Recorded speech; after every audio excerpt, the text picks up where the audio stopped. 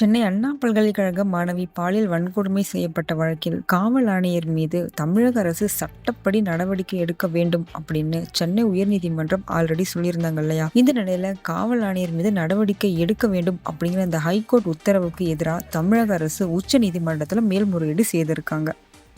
சென்னை கிண்டியில் உள்ள அண்ணா பல்கலைக்கழக வளாகத்தில் மாணவி பாலியல் வன்கொடுமை செய்யப்பட்ட வழக்கில் ஞானசேகரன் என்பவரை போலீசார் கைது செய்திருக்காங்க. அவர்கிட்ட தொடர்ந்து விசாரணை நடத்திட்டு வராங்க.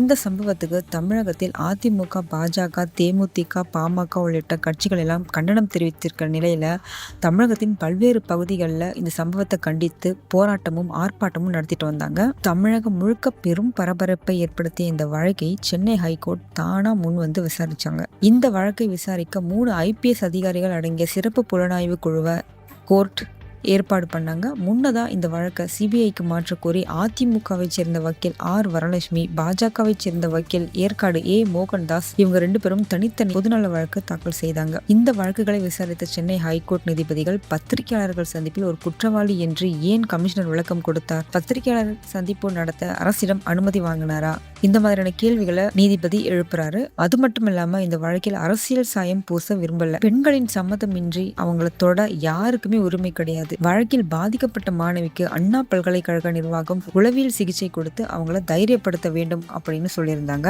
அது மட்டும் இல்லாம மாணவி படிப்பை தொடர கல்வி கட்டணம், விடுதி கட்டணம் என எந்த கட்டணமும் அவர்கிட்ட இருந்து வசூல் செய்யக்கூடாது. மாணவி பாதிக்கப்பட்ட அடுத்த 2வது நாளில் அரசின் முறையான அனுமதியை வாங்காம செய்தியாளர்களை வர வச்சு வழக்கில் ஒரே ஒரு குற்றவாளி தான் சம்பந்தப்பட்டிருக்கிறதா போலீஸ் கமிஷனர் பேட்டி கொடுத்திருக்கார். இது குறித்து தமிழக அரசு விளக்கம் கொடுக்கணும். அது மட்டும் இல்லாம அவர் மேல சட்ட நடவடிக்கை எடுக்கணும்னு நீதிபதிகள் சொல்லியிருந்தாங்க. மேலும் இந்த வழக்கை இனியும் கோற்றுபுரம் அனைத்து மகளிர் காவல் நிலையம் விசாரிச்சா சரியா இருக்காது. அதனால இந்த வழக்கை விசாரிக்க நியமிக்கப்பட்ட 3 IPS அதிகாரிகள் கொண்ட சிறப்பு புலனாய்வு குழு இந்த கேஸை இனிமே விசாரிக்கும்னு, இந்த அதிகாரிகள் பாலியல் வழக்கோடு FIR கசிந்த வழக்கையும் சேர்த்து விசாரிச்சு விரைவா அவங்களோட அறிக்கையை தாக்கல் செய்யணும்னு அந்த 3 IPS அதிகாரிகளுக்கும் நீதிபதி உத்தரவிடுறார். அது மட்டும் இல்லாமல் FIR கசிஞ்சதால பாதிக்கப்பட்ட மாணவிக்கு இடைக்கால இழப்பீடாக ரூபாய் 25 லட்சம் வழங்க வேண்டும் அப்படின்னும் உயர்நீதிமன்ற நீதிபதிகள் உத்தரவு போட்டிருக்காங்க. இந்த நிலையில போலீஸ் கமிஷனர் மீது நடவடிக்கை எடுக்க வேண்டும் அப்படிங்கிற சென்னை ஹைகோர்ட் உத்தரவுக்கு எதிராக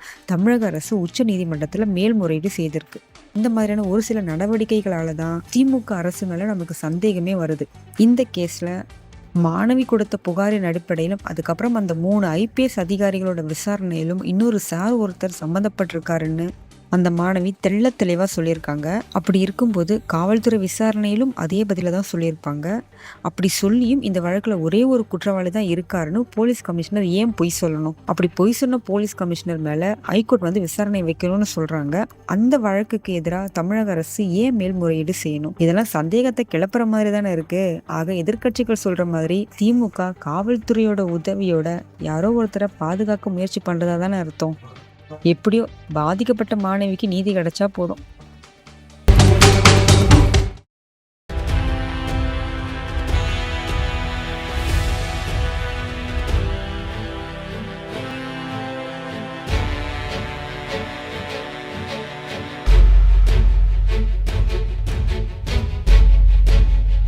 தேசத்தின் நம்பிக்கை மாத இதழ் அப்பா பதிப்பகம் இணைந்து வழங்கும் நேர்மையாளர் சகாயம் IAS அவர்களின் அனுபவ பதிவில் கடைசி தரியில் கண்டாங்கி சேலை இப்போது பரபரப்பாக விற்பனையாகிக் கொண்டிருக்கிறது. சென்னை புத்தக கண்காட்சியில் கிடைக்கின்றது.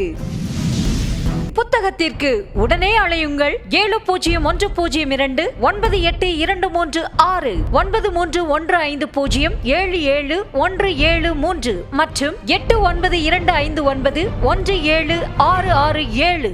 கடைசி தரியில் கண்டாங்கி சேலை.